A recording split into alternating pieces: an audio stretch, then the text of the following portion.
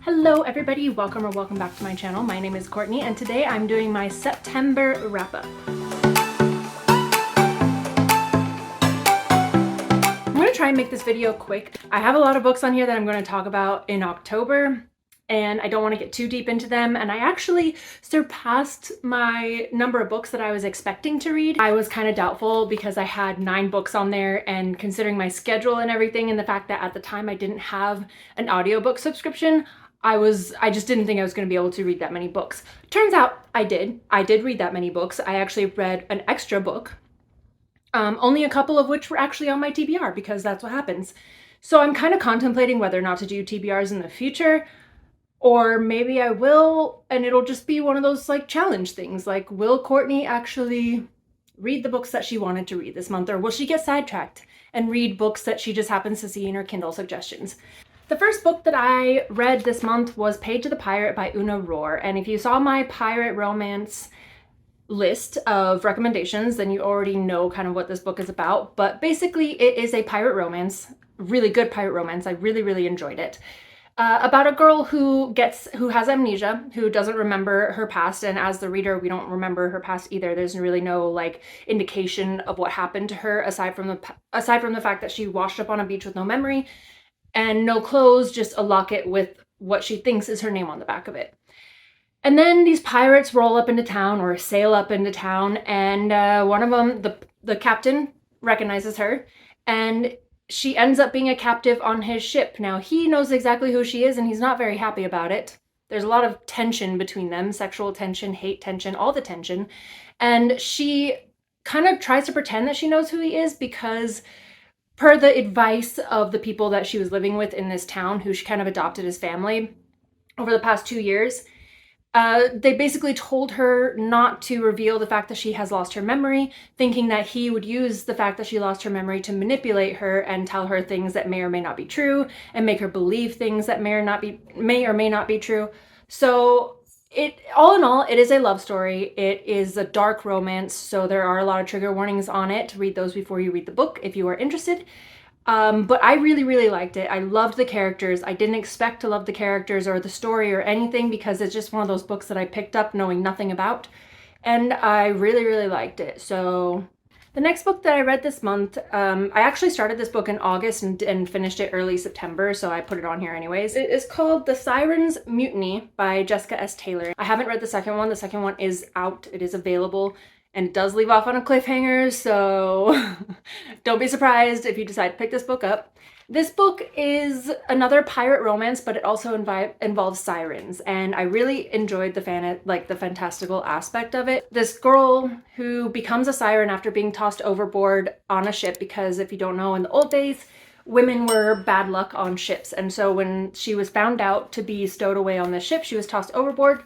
These sirens adopted her, or this siren queen adopted her, and then from that point on, with her new siren-y abilities, they kind of just go around destroying ships and drowning men. They don't really think about the men as individuals. I think of them as one awful species that they want to eradicate.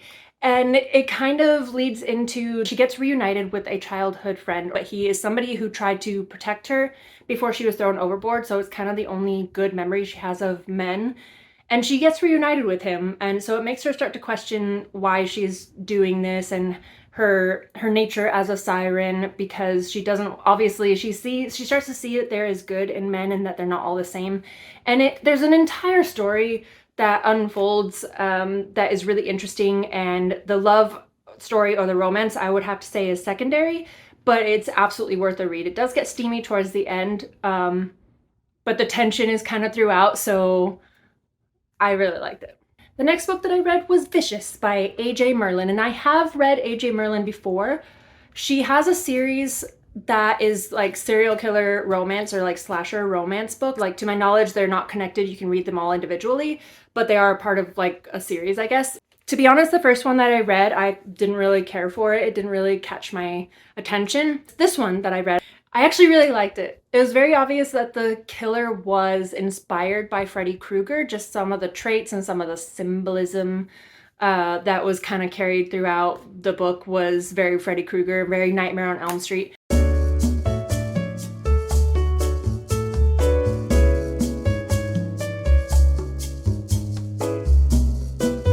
It also had some really like sexy aspects to it. Stalker vibes, if that's what you're into for like dark serial killer romances. I liked the underlying story. I liked this very twisted romance. There are obviously triggers, as there will be with any slasher or dark romance, so read those beforehand, but I enjoyed it. It was a good book.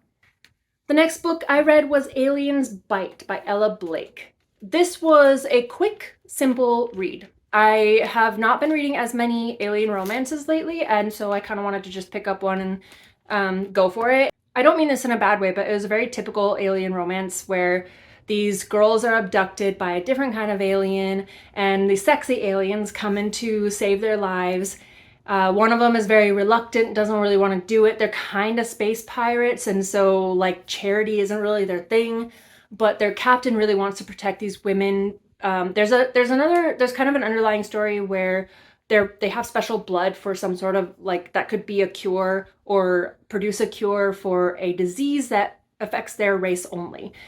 So I'm not going to get too into that, but they rescue these women, and then this one alien, it's almost like an insta-love situation, but he is very drawn to this girl who is, I think she was a linguist. So she knows like the universal languages, so they're able to communicate even though their first language isn't, the same.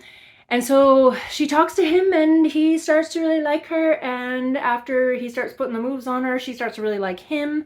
And it is called Alien's Bite because one of the ways that the way that they bond with their mates is they bite them. And there is some sort of like venom or something that binds them as mates when he does that. And that is where the name comes from.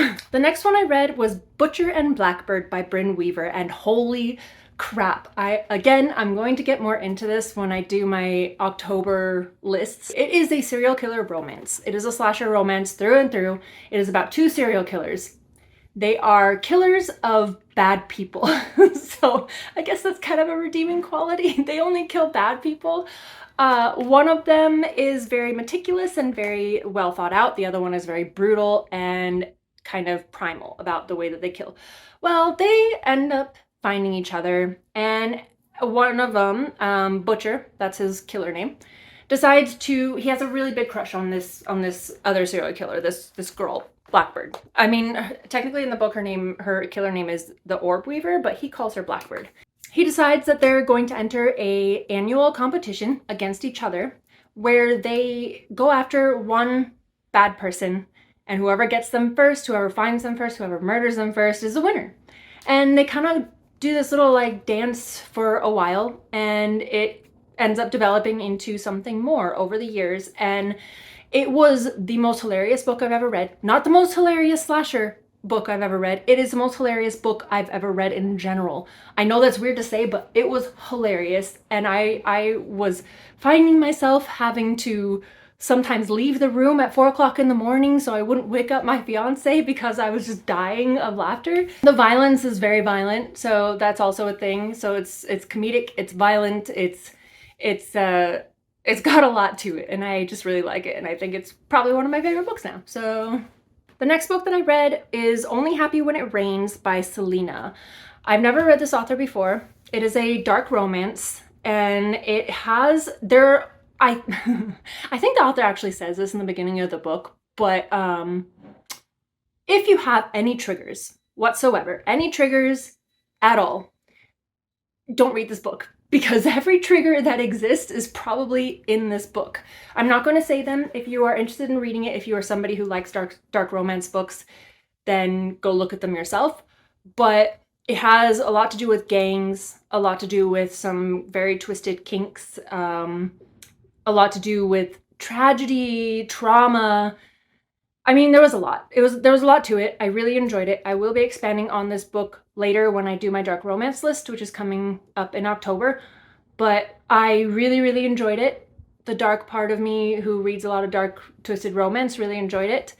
And yeah, I would recommend it for all those other twisted readers out there. The next one I read is also a very twisted book, and it is called Dead Love by Audrey Rush, and it is another dark romance. It has serial killer vibes in it because there is a serial killer that exists in the story, but it's more of like an underlying thing. It doesn't really have a whole lot to do with the relationship between the characters, but it does move the story in certain directions. It is a story of two very, very mentally and emotionally messed up people. One of them is an extremely sheltered girl whose family protects her, treats her like a little pearl, doesn't let her do anything, won't even let her go away to college. Her mother even goes as far as making her dress in the same outfits as she does. So they're always like in matching outfits when they go into public. And it's very creepy. And the whole family kind of has like some issues. She kind of catches the attention of this guy who's kind of on the opposite side of things, where he has a very twisted past with his family, including his recently passed brother. He is a mortician. He owns the funeral home, but he does do some of those like things to prepare dead bodies and stuff. He has a fascination with death. And he gets his eyes on this young woman, this very sheltered young woman, and it's a progression of their very dark and weird relationship. And at first, I was a little hesitant. I read some of the reviews, and some of the things that people were saying happened in this book, some of the reasons that they gave it a bad rating, the way that it was said in the reviews made me hesitant, but then I read it, and I loved it. And I thought it was good for the relationship between the characters. I might be weird for saying that, but if you are into dark romance, I absolutely recommend it. The next one I read is Bleed Me an Ocean by Kyra Knight. And this is I think I just found it by typing in slasher romance on my Kindle. This is a very new author, I think. Maybe. I think the book came out this year, but it's a pretty new slasher romance, very Scream vibes. And I will be talking about it later in October. Very Scream vibes, college setting, serial killer on the loose, characters with very real life problems, dealing with the fact that there's a serial killer on the loose.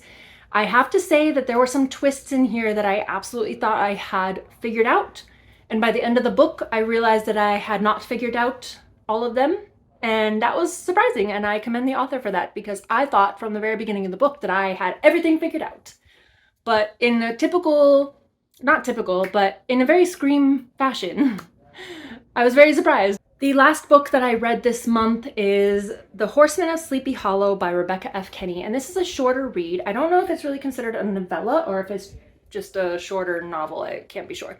But it is a shorter read about Katrina Van Tassel, who is contemplating her suitors. It's either Ichabod Crane or Brom. I don't remember Brom's last name in the Sleepy Hollow story, but those are her two suitors, and she's being very pressured by her family to marry somebody. And she is kind of not wanting to, I don't know, she doesn't really want to settle down. She's very adventurous. She's very much like coming into her own and not really feeling, she doesn't want to have to choose between these two guys. And it all kind of leads up to those two guys having a confrontation. And during this confrontation in the woods, the Horseman shows up, and it becomes a thing where she gets injured and the Horseman has to nurse her back to health. And that's a very, very vague idea of like what the story was. But I will say this. The Horseman, or this book, I thought was going to be darker because it is about Sleepy Hollow, or the Horseman of Sleepy Hollow. It was really sweet. And so I was kind of surprised. It was very sweet and it was very cute and it had a very happy ending. I think Sleepy Hollow with more of a cute tone. Like a dark, cute tone, if that makes any sense. Anyways, those are all the books that I have for you guys that I read in September, and I have a huge list of books that I want to read in October. I have so many books to recommend for October, and I'm just really excited to get into it. But as we all know, September is over and we're heading into the spooky month. So I will have my nose in some spooky dark romance books this month. From here on out, it's officially spooky season.